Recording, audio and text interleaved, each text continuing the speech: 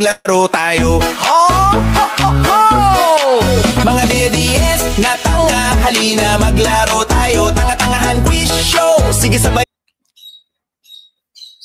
Good morning po sa inyong lahat mga kapatid. JDB uli ang inyong abang lingkod. Pag-usapan natin ngayon itong sinabi ni PBBM na hindi siya yan. Alam niyo ho, may pahiwatig po ang Pangulo natin doon eh. Doon sa kanyang mensahe, di ba, tinanong siya. Ito nga yung sabi niya, we do not like to show our dirty linen in public, so I'll just say this much. Diba? So patalighaga po idinaan ng Pangulo. So, sabi niya, for a while now, we have been very worried about my sister. So kilala po ni PBBM na sister niya yang si Amy Marcos na nagsalita sa harapan ng maraming mga miyembro, libu-libong miyembro ng Iglesia ni Cristo. And then do sa rally nila. Sabi niya, the reason is because, bakit daw sila nag-aalala? The lady that you see talking on TV is not my sister. Naku, bumalentong na utak ng mga ng mga ob-ob. Lalo na yung mga taga-Batis ng Kamangmangan na bumalentong na. Sabi nila ni Harry Roque, ayan, ay nako mga kababayan, ayan na sinabi ni PBBM na hindi raw niya nakikilala yung kanyang ate. Katunayan na siya pinag-hallucinate. Imagine, hindi niya na nakikilala yung ate niya. Ito namang isang DDS. Sabi rin niya,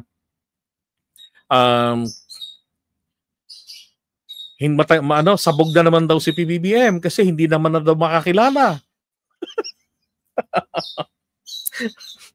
E di sana yung mga reporter ibinalita na yun ng ganun. Tama, di ba tama, Ruel Ambas, ginawang literal. That's right. The president talked about the behavior of Senator Amy Marcos. Yung ugali niya at that moment. Diba? Kaya sabi ng Pangulo rito, the reason is because the lady that you see talking on TV is not my sister. That view, okay, yung pananaw na yan, sabi niya, is shared by our cousins. Our friends. Sabi niya, ang dahilan dito kung bakit kami nag-aalala, kasi yung nakita ninyo na babae nagsasalita ron sa TV, hindi siya yan eh. Sabi niya. At yung ganyang klaseng pananaw, ganun din. Ang pananaw ng aming mga pinsan at ng aming mga kaibigan. Hindi siya yan. Kaya kami nag-aalala. At talaga namang nag-aalala kami tungkol sa kanya. I hope she feels better soon. This is about the behavior. Okay, ang tinutukoy ng Pangulo. Para lang yan ganito eh. Sabi nung magjowa, nung araw, sweet na sweet, di ba? No, sweet na sweet. Parang kami na lang ni Mrs. Sweet, sweet, sweet. Tawagan pa namin ng una, honey, honey, honey. Ganyan. Siyempre, pagka mag-asawa, part ng sweetness, hindi naman kayo sabay na lumaki, di ba? Magkaiba kayo ng kultura. So may makikita kayo ng mga bagay na nakakainis para sa'yo, nakakainis naman din para sa kanya. Minsan pinagmumula ng pag-aaway, ng pagtatalo-talo. Diba? Tapos hindi, siyempre kagipitan. Diba? Wala na yung mga flowers. Sabihin ko, ba't ganyan ka? Hindi ka na namimigay sa akin ng flowers. Hindi gaya dati. Lagi mo akong binibigyan ng flowers at saka ng mga chocolates. Sabihin mo sa akin. Sabi ko, iba ka na, hindi ka nakatulad doon dati, para ka ng others. Ganon. Diba? Ibig sabihin, may nakitang pagbabago sa ugali, sa kilos, sa gawi. Ito namang mga taga-Batis, ginawang literal hayop. Diba? Sabi ko, ganon pa kayo na talaga kalala, mga brad, mga sis. Wala na ba talagang gamot dyan?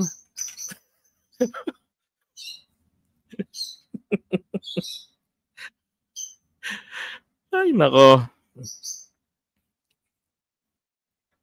Alam nyo, Ito ho kasi yan eh. Kulang na lang po kasi sabihin ni PBBM, I hope you disagree with me. At that moment, si Amy is being possessed. Right? Duterte Monyo possessed si Amy. What do you think? Isn't it that what the president is thinking of about Amy at that moment? Nag-aalala sila not because she's getting crazy with having mental illness like Kiko Barsaga, diba, na nababaliw na. No, not that. Nag-aalala sila. Matinong-matino ang isip ng kanyang ate. Yun ang gusto kong linawin. Ang pinag-aalala nila, yung damage na magagawa ng nito ni Amy sa kanilang pamilya at sa bansa natin. Pagdating po sa issue ng kaayusan, di ba? Biruin mo, matindi na yung mga binitiwang pananalita laban sa kanya at sa kanyang pamilya. At dito na lumitaw ang katotohanan na siya ang source ni Maharlika. Now, being Duterte Monyo possessed, di ba, yung tao nawawala na sa sarili.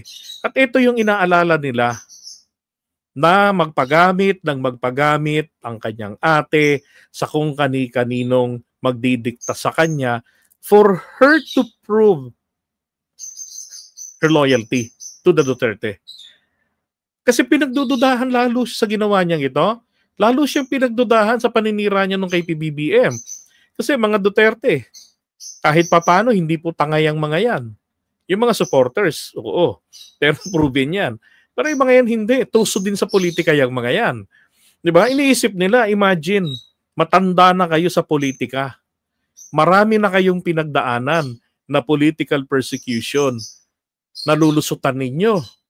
Nasa panig ninyo ang Diyos. Diba? Tapos nakuha mong ganyan-ganyanin ang kapatid mo na presidente na ikaw pa nga yung nakipaghagel para maging vice president ni Sara.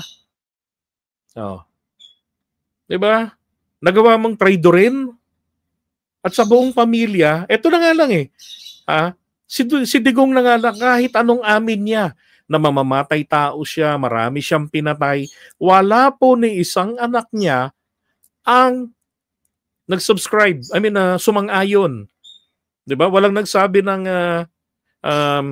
what my father said was correct. I used to kill many people. He's a mass murderer. Wala pong gumanon sa mga anak niya. Diba? Lahat ng sinasabi ni Duterte about himself na masamang ginagawa niya, hinuhugasan ito ng mga anak niya. Kaso ito, si Amy, matindi. Hindi ho ako magtataka, baka isang araw may mag-udyok sa kanya, sabihin mo, ang tatay mo, diktador at magnanakaw. At world worst person, gagawin niya eh. Diba? Para mapanatili lang talaga na makuha niya yung simpatya ng mga DDS, mga supporters.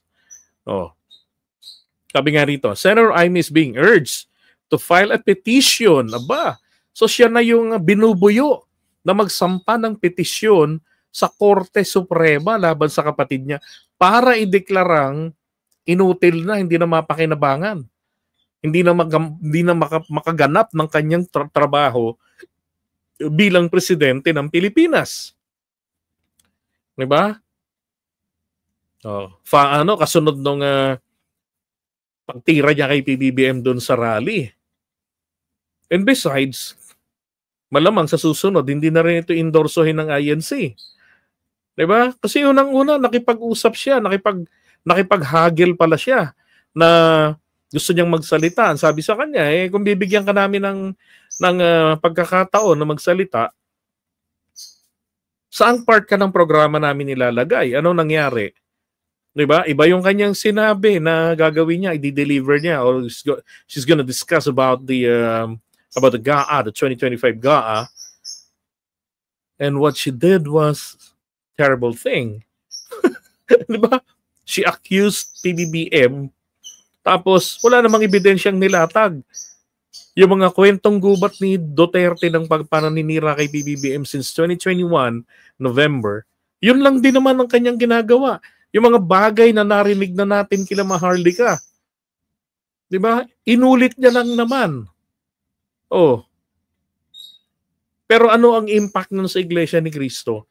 Napakalala. Kasi lumilitaw, nagpagamit sila o nagamit sila ni Amy Marcos para sa kanyang pansariling, 'di ba? Interest. Ano 'yun? Makuha ang tiwala ng mga Duterte supporters at ng pamilya para sa 2028. Akala niya magandang magiging resulta, magre-revolusyon na. Hindi niya akalain, nag-backfire. At ngayon, ginagawa na po siyang puppet. 'Di ba? Ginagawa na, inuudyo ka na lang siya na, ito naman ang gawin mo. Kasi mas mainam kung ikaw kasi kapatid ka. You yourself is maybe sufficient evidence to convince the Supreme Court justices na wala na sa katinuan ng iyong kapatid. 'Di ba? Grabe, ang pangit ng ganon. Yun ang inaalala rito ni na PBBM. Yung mga pwede pang mangyari sa kanya na nagmumukha na at magmukha ng tanga, sunod-sunura na sa dikta ng kabilang kampo na pilit niyang niyayakap pero hindi siya pinagkakatiwalaan. Nung nakarang eleksyon lang, hindi naman din siya binoto ng mga DDS eh. Iglesia ni Cristo tumulong sa kanya. Kung hindi tumulong ang Iglesia ni Cristo na may 2 milyong boto, laglag ito eh. Iba yung nakapasok noon. Hindi siya binoto ng mga DDS. Mas binoto pa nila etong si Kiko at saka etong si Bam Aquino. Kung titignan ninyo yung mapa ng mga boto, mas binoto pa nila yon kaysa rito kay Amy. Hindi sila nagsolid sa kanya. Lalo na ngayon tong ginawa niya. Yun ang inaalala ni na PBBM ng kanilang mga pinsan at mga kaibigan. Diba? Sinasabi nga, pinaglalaroan tuloy sila. May nagpinta ng ganito. hindi nga si Ivy ang nakikita ng Pangulo. Buisit din yung drawing nito eh, no? Lupit din ng sense of humor.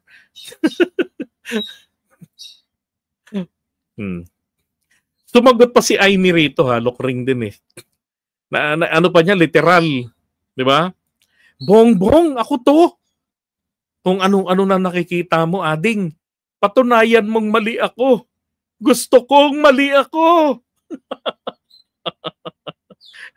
Ay nako, parang ito yung bangag eh.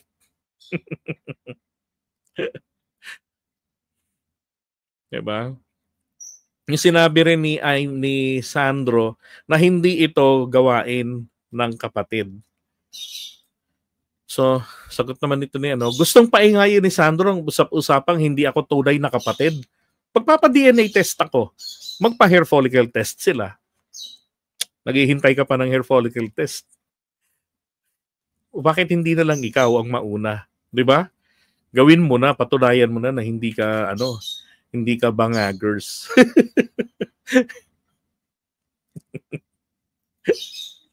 Loko-loko rin si Harold eh. Sabi niya, buhayin niyo ako, sasampaling ko yan. Kasi, isa pa ha, yung hair follicle test din. Yan na yung laging binabanggit na ng mga taga-kabilang kampo, di ba? Alam niyo, yan po ay isang sabihin na lang natin, yan hong hair follicle test din. Ito po ay isang pang-uuto sa mga ignorante. At saka hindi yan reliable na paggamitin pang test. Medyo kakaiba lang kasi pakinggan, 'di ba? Yung tao magne-negative yan. Ilang buwan lang yan, parang 9 months detoxify na yung tao. Banatan lang yan ng ilang pagpapapawis, magpatubo ng bago. Yung buhok, magpahaba ng 'di ba? Gumamit lang ng mga hair grower para mabilis yung haba ng buhok, magpagupit after a year. O pagka dinaan na yan sa test, malinis na yan. O di wala na. At katunayan po, sa buong mundo, yung mga employer, basta kami sa BPO industry, mga nasa around 6 or 7% lamang ang gumagamit niyan. Problema pa, mahal pa pati yan. Yung kit na ginagamit diyan. Diba? Si Pulong lang yung mahilig magpaganyan eh. Ang karaniwan pong ginagamit na test, 90% ng mga employers ginagamit po ay ang urine test. Doon nakikita lahat, kahit na pati sakit mo ng HIV or AIDS, doon nakikita. Doon sa urine test. Kasi galing sa sistema ng katawan mo yan eh. Bakit ipipilit yung ganong yung hair test na yan? Kalokohan. Now, alam niyo ba kung anong dahilan talaga kung bakit gustong-gusto nila na na mapababa si PBBM sa pwesto at maging etong si Amy naman nagpapagamit sa kanyang kapatid. Nagpapagamit sa mga kaalyado niya, sa mga Duterte. Maring hindi niya naisip, maiitsipwera lang naman din siya eh. Unang-una, hindi siya mapagkakatiwalaan ng katapatan. 'Di ba? Kilala na siya ng mga Duterte bilang taksil sa sariling mga kasama. Now, ang mangyari lang yan, mapupuno lang yung gobyerno natin ng mga katulad dito ni Defensor. Siyempre, magkakapwesto yan. Nagbabalak pang tumakbong mayor yan sa 2028 sa Quezon City. Ulit, susubok. Galing.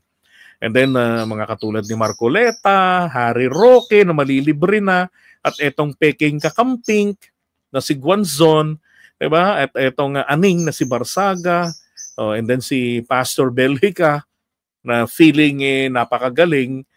Nakala mo, laki nang nagawa sa anti-corruption. Ala naman.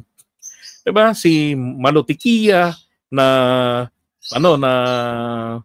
tawag dito, yung PR ng mga Duterte, si Lorraine Badoy, 'di ba? Si Ganda, at least si Attorney Cruz, si Trixie nagtatrabaho na ngayon sa bilyonaryo, 'di ba? Gutom sila sa pagbablog eh. Kakasira sa gobyerno. And then etong mga katulad ni dating hinahangaan ko si Dr. Mata. Ngayon alana, bokya na. Etong si Liachon, nung panahon din ni Duterte, inaaway rin niya. Kasi gusto niya siya yung na-appoint. At pag hindi na pagbibigyan, sa kanyang trip, naggangal-ngal, sisiraan niya. Ngayon, nasa kampo ng Duterte. Di ba? Yung mga magkakapatid ng mga Duterte. Nako. So yung mga personalities na may shady characters, diyan mag-jumpak yan mula sa Duterte at Arroyo regimes. Yung mga kaalyado nila, makakalaya na yan sa kulungan. Si Kibuloy, may impluwensyahan na yan. Di ba? Si Bato, hindi na madadala sa dahig. Si Bongo, ganun din. Si Aguirre, malilibre na yung mga yan. Kaya ganun yung ginagawa nila na na grabe na lang ng paninira sa ating Pangulo. Gusto nilang mapabagsak na. At yan ang inaalala ng Pangulo natin na tila hindi ba naiisip nito ni Amy dahil lamang sa kanyang political survivability. Diba? Na ayaw niyang madamay sa impact ng paninira kay PBBM. Hindi na ayaw ng Pangulo na maging ang pinagmula naman ito yung pagiging pro-China nila eh. Ang gusto nila maging katulad rin nila si PBBM. Diyan nagsimula yan sa panahon ng West Philippine Sea issues eh. Ng early days ng administrasyon na ito eh. Diba? Sabi ko, grabe naman tong mga taga-bukid. Ang dami nilang hindi nakaintindi doon sa sinabi ng Pangulo na yung babaeng nakita nyo nagsasalita sa entablado, hindi siya yan. Sus Mariosep. Ibig sabihin niya ron, wala siya sa sariling katinuan. Nagbago na siya. Hindi ba nilinaw nga ng Pangulo, matagal, may follow-up question dyan eh. Ano sabi ng Pangulo? Well, matagal naman na kaming hindi na nag-uusap eh. Oh, matagal na kami hindi nagkakasama-sama. Katunayan nga, kapag every Sunday, nandun ang pamilya Marcos kay Imelda, wala si Aimee. Anak niya dati, nandoon. Diba? Kasama yung mga anak nitong pamilya ni BBM. Oh, Aimee, wala. Nasaan si Aimee? Alam niyo, alam niyo ang Machiavellian, hindi po yung mapagpatawad. I'm a Machiavellian too. Kaya sinasabi ko sa inyo, alam ko ang ugali ng Machiavellian. Pag yan ay tumahimik, mas lalo kang kabahan. Hindi niyo nakita, biglang umere si Larry Gadon, saka biglang sinabi na merong bagman, si Aimee. Oh. Diba? Tapos yung mga vloggers tinalakay na rin yung dati niyang kaso na kinana niya yung ginamit niya sa kanyang pet project sa Ilocos Norte nung siya ang gobernadora, yung 60 million mahigit na tobacco excise tax. Diba? Tingin ko dyan, sabi ko, nako, mukhang tumira na Pangulo natin. Pailalim ho kasi gumalaw ang mga Machiavellian eh. Nakangiti sila sa'yo, hindi mo alam kung anong lumalaro sa isipan nila. Matagal silang mapikon, pero oras ng mapikon yan, masasaktan ka. Diba? Kaya nga, ito sino nga, balikan natin si Salpanelo. Anong sabi ni Salpanelo doon tungkol sa ugali ni PBBM na sinasabi nila na walang political will? Pumasok eh. Ayun na nga ginawa nilang ginawa ng iba na literal yung pagkakaintindi. And even Aimee, niliteral din niya yung sinabi ni PBBM sa Malacanang. Anong sapak sa utak ang nasa isipan niya nang sabihin niya yon na hindi niya gusto yung mga pag-iilaw, yung mga pagsisindi na pag-iilaw, pagsisindi diyan sa Malacanang. Gusto niyang palitawid pagsisindi para pang ganon. Layo, di ba? Sobrang lala na nito ni Aimee. Isipin mo lahat na lang ng bagay i-connect niya na ganon ang kanyang kapatid.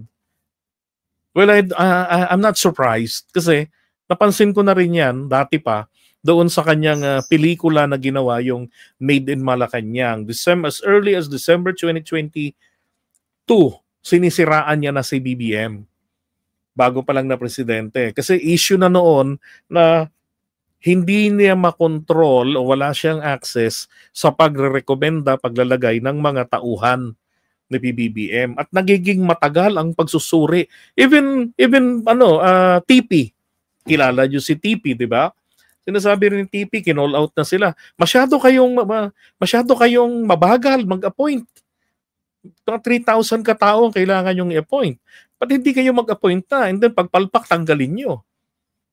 Kaya lang ugali nga pala ng Pangulo natin is slowly but surely. Ganon. Diba? Issue na yan noon. Kaya naman pala. Dito ko napagtagni-tagni. Na kaya naman pala nagkukumahog. Nagulat ako, merong isang PUP professor na loyalista na naka-align kay Aimee na naglabas ng ganong kwento na merong Imelda Aimee faction they're the only one that could provide Marcos style and quality of public service. Huh?